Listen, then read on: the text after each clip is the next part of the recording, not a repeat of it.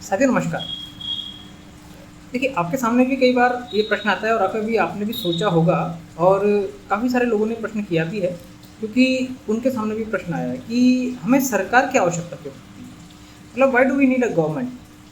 तो इसका एक शॉर्ट आंसर मैं आपको देना चाहूँगा और वो काफ़ी रिलेवेंट भी है कि देखिए, हमारे पास थाने हैं, अदालतें हैं और सेना है। ये 3 ऐसी चीज़ें हैं जिसमें किसी प्रकार का बाह्य हस्तक्षेप नहीं है। तो इन तीनों चीज़ों को चलाने के लिए हमें सरकार की आवश्यकता है। और इन तीनों को चलाने के लिए एक महत्वपूर्ण घटक जो है वो काम करता है, वो है धन यानी कि पैसा। तो पैसा अर्जित करने के लिए, उसको लेने के लिए हमने एक कर प्रणाली गठित की है और जिसको संचालित करने के लिए कर विभाग यानी कि टैक्स डिपार्टमेंट काम करता है। तो अब आपको एक शॉर्ट आंसर मिल गया होगा कि हमें सरकार की आवश्यकता क्यों पड़ती है। तो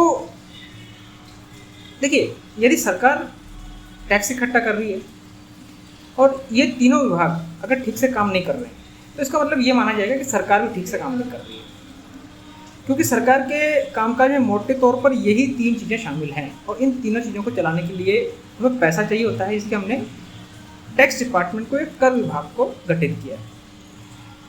लेकिन अगर आप कुछ चीज़ों को सोचें, जैसे मान लीजिए आर्थिक, सामाजिक और धार्मिक व्यवस्था, इसको चलाने में सरकार का क्या योगदान है?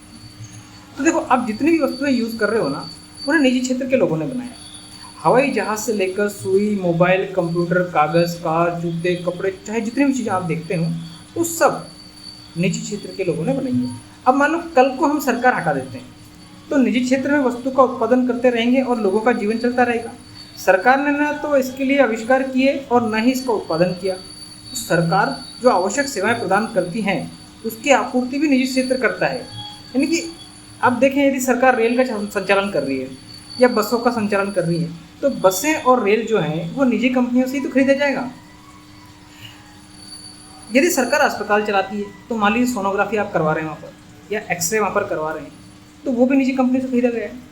दरअसल सरकार ऊपर दिए गए 3 विभागों को छोड़कर अन्य किसी भी क्षेत्र का नियमन करती है, यानी कि सिर्फ सुपरविजन करती है और उसका कोई इंटरफेरेंस उसमें नहीं होता है। इसका मतलब ये है कि सरकार एक ऐसा कानून छापती है कि यदि कोई व्यक्ति कार बनाता है तो उस पर इंजन नंबर डालना होगा ताकि इसे रजिस्टर्ड किया जा सके, और यदि सरकार कार निर्माण को रेगुलेट नहीं करेगी तो कार दौड़ाने वाला व्यक्ति किसी को टक्कर मारकर फरार हो जाए तो हम उसे पकड़ नहीं पाएंगे। इस व्यवस्था को बनाए रखने के लिए ज़रूरी है कि इन्हें पकड़ने के लिए पुलिस और अदालतें हों।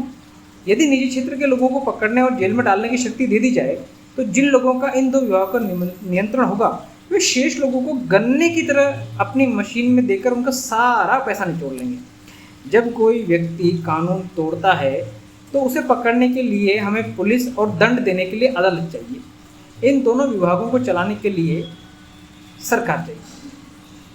तो आपको एक मोटी मोटी बात ये समझ में आ गई कि किसी भी देश में जितनी भी फैक्ट्रियाँ, दुकानें, ट्रांसपोर्टेशन, निर्माण आदि चलते हैं, उन्हें कोई ना कोई कानून रेगुलेट करता है। हर कानून के अंत में दंड लिखा हुआ होता है और कानून तोड़ने वाले को पकड़ने के लिए पुलिस और दंड देने के लिए अदालत का होना बहुत ही ज़रूरी है।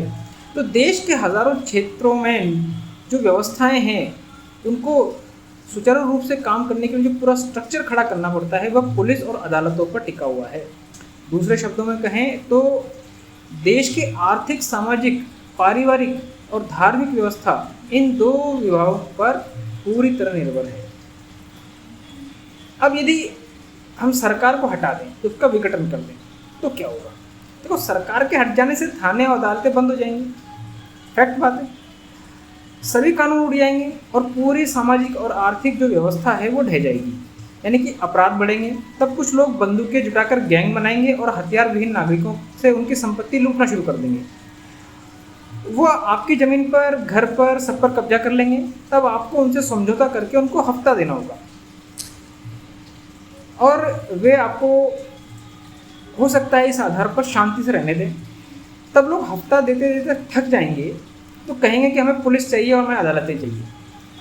पहले पुलिस और अदालतें चलाने का ये काम राजा करता था, अब राजा नहीं है तो हमें सरकार चाहिए।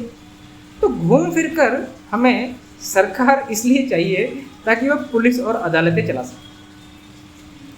ये मतलब मेरे हिसाब से काफ़ी एक सटीक उत्तर हो सकता है अब यदि किसी देश की पुलिस और अदालतें ठीक से काम न करें तो क्या होगा? तब हफ्ता वसूली का जो काम निजी गैंग करता था, अब वो काम पुलिस और जज करना शुरू कर देंगे। देखिए, इस चीज़ को किसी मतलब इस जवाब को किसी अन्यथा में नहीं लिया जाना चाहिए, लेकिन मैं फिर भी कहता हूँ कि पहले क्या होता था कि हफ्ता वसूली का काम जो निजी गैंग और अन्य लोग करते थे, अब वो काम कौन करेगा? पुलिस और जज करना शुरू कर देंगे, और नेताओं को भी इसमें हिस्सा मिलने लगेगा। मतलब अब पुलिस एवं जज इस टो में रहेंगे कि आदमी से कितना पैसा खींच सकते हैं। इस वजह से नागरिकों की उत्पादकता गिरने लग जाएगी, और हमें सरकार चाहिए क्योंकि हमें प्राइवेट माफिया को हफ्ता चुकाने से बचना है। हमें अच्छी सरकार चाहिए क्योंकि हमें ईमानदार और कार्यकुशल पुलिस अदालतों की ज़रूरत है। दूसरे शब्दों में कहें तो यदि किसी देश की पुलिस अदालतों में भ्रष्टाचार है तो सरकार निकम्मी है और वो भ्रष्ट है। यदि किसी देश की पुलिस और अदालतें ईमानदार और कार्यकुशल है तो इसका मतलब सरकार अच्छी है और वो अच्छे से काम करती है। और अगर हम ये देखें कि भारत की सरकार किस तरीके से काम करती है, उसका प्रोसीजर क्या है, उसका क्रियाकलाप क्या है, तो हमको कुछ क्वेश्चंस अपने आप से करने होंगे, और वो क्वेश्चंस में आपको मतलब फील होना चाहिए। देखो, सबसे पहली बात क्या है कि क्या एक आम नागरिक पुलिस थाने में उसी तरह से जा सकता है जिस तरह वो अन्य किसी सरकारी कार्यालय जैसे कि बैंक है या तहसील का ऑफिस है या कलेक्ट्री है वहाँ जाता है? दूसरा क्वेश्चन क्या उठना चाहिए कि भारत में आम नागरिक के मन में पुलिस के प्रति एक अदृश्य भय क्यों है, ऐसा डर क्यों है? तीसरा, यदि आपके साथ कोई धोखाधड़ी या कोई मामला हो जाता है तो आप कोर्ट में जाना पसंद करते हैं या किसी से भी बातचीत करके मामले को निपटाने का प्रयास करते हैं? और यदि किसी आम नागरिक का किसी विधायक से झगड़ा हो जाता है तो वह अदालत में जाने की सोचेगा या बाहरी मामला रफा दफा करने की सोचेगा? और यदि ये मान लो कि कोई मंत्री या मंत्री का आदमी किसी ज़मीन पर कब्जा कर लेता है या मंत्री की नज़र किसी परिवार की लड़की पर पड़ जाती है, तो आप अमुक व्यक्ति को क्या सलाह दोगे? और अगर एक आम नागरिक किसी जज या एमपी से न्याय की लड़ाई लड़ सकता है, और खासकर तब जब उसका काफ़ी कुछ दांव पर लगा हो, क्या आपको लगता है कि भारत में कानून सभी के लिए बराबर है? इस बात से कोई फर्क नहीं पड़ता कि किसी की जेब में कितना पैसा है या उसकी पहुंच कितनी है ऊपर। देखो, आपको इन सभी सवालों के जवाब तो मालूम है, उन्हें यहाँ लिखने की जरूरत भी नहीं है, मैं बोलूँगा ही नहीं, आपको पता है। तो हम सब जानते हैं कि भारतीय पुलिस और अदालतें पैसे और पहुंच वालों के हिसाब से चलती हैं, सही गलत के हिसाब से नहीं चलती। तो आप थाने और अदालतों में घुसने से परहेज करते हैं। जहाँ तक हो सकता है आप दब जाएंगे, घाटा खा लेंगे, समझौता कर लेंगे या फिर खून का घूंट पीकर रह जाएंगे, लेकिन अदालत और पुलिस की चपेट में जाने से बचेंगे। एक बदतर सरकार, एक बदतर पुलिस, एक बदतर अदालत के माध्यम से आपको यह डर देती है कि भारत में बहुत से नागरिक जो अमेरिका और ब्रिटेन, फ्रांस जैसे देशों में होकर आए हैं और जो लौट कर आते हैं, तो फिर वो जल्दी से जल्दी वापस जाना चाहते हैं, वो वापस भारत नहीं आना चाहते। उसकी एक बड़ी वजह ये भी कि उनके वहाँ पर अदृश्य भय नहीं है, मतलब वो डरते नहीं हैं। आप भारत छोड़ चुके ऐसे किसी व्यक्ति से बात करो तो आप जानोगे कि आपने जब होश संभाला है तब से भारत में कई प्रकार के परिवर्तन हुए हैं। इनमें से कई बदलाव तो इतने बड़े हैं कि जादू भी नज़र आते हैं। यानी कि पिछले 70 सालों में एक चीज़ ऐसी है जिससे रत्ती भर भी बदलाव नहीं आया, और वो है पुलिस और अदालतों का भ्रष्टाचार। जब जवाहरलाल पीएम थे तब भी पुलिस और अदालतें उतनी भ्रष्ट थी जितनी आज हैं, और ये एक बड़ा गंभीर विषय है। लेकिन अगर हम सेना की बात करते हैं तो आत्मनिर्भर सेना, तो वो क्या होगी?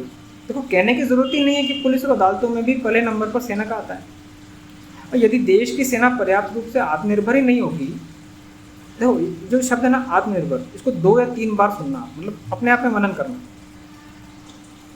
जिस देश की सेना ज़्यादा मजबूत होगी वह प्रत्यक्ष और अप्रत्यक्ष रूप से आपके देश को गुलाम बना लेगा। अतः हमें सरकार की सबसे ज़्यादा ज़रूरत इसलिए है ताकि सरकार देश को बाहरी आक्रमण से बचाने के लिए आत्मनिर्भर सेना खड़ी कर सके। यदि सेना आत्मनिर्भर और मजबूत नहीं होगी तो गौरी गजनी से लेकर फ्रांसीस, ब्रिटिश और न जाने कौन कौन से आक्रमणकारी आते रहेंगे, आप लुटते रहेंगे और शिकायत करते रहेंगे। आत्मनिर्भर सेना का अर्थ यह है कि हथियारों के उत्पादन में आत्मनिर्भर होना नहीं है। केवल वर्दी पहनने से सेना नहीं हो जाती है, वर्दी सिलवाने से देश आत्मनिर्भर नहीं होते।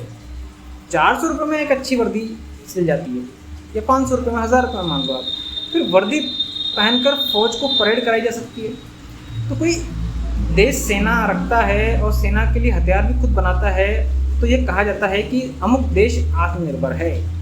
कहने का मतलब आप समझ गए होंगे। हम खुद अपने हथियार बनाएं, हम खुद अपना एम्यूनेशन डिज़ाइन करें, उसका प्रोडक्शन करें, और यदि किसी देश की सेना दूसरे देश के बनाए हुए हथियारों पर निर्भर रहती है तो उसको आत्मनिर्भर कहना सरासर गलत होगा। तो हमें सरकार चाहिए ताकि देश को सुरक्षित करने के लिए एक मजबूत और आत्मनिर्भर सेना खड़ी की जा सके। यदि हमारी सेना मजबूत और आत्मनिर्भर नहीं हुई तो किसी भी दिन कोई बुश आएगा, कोई क्लिंटन आएगा, कोई इराक और अफगानिस्तान बना के चला जाएगा। मतलब ये दुखद विषय है, इसको कहना बहुत ज़रूरी है। तो सेना का आत्मनिर्भर होना कितना आवश्यक है ये आप समझिए, और आपको इस बात का भी जवाब मिल गया होगा कि हमें सरकार की आवश्यकता क्यों है। धन्यवाद, नमस्कार।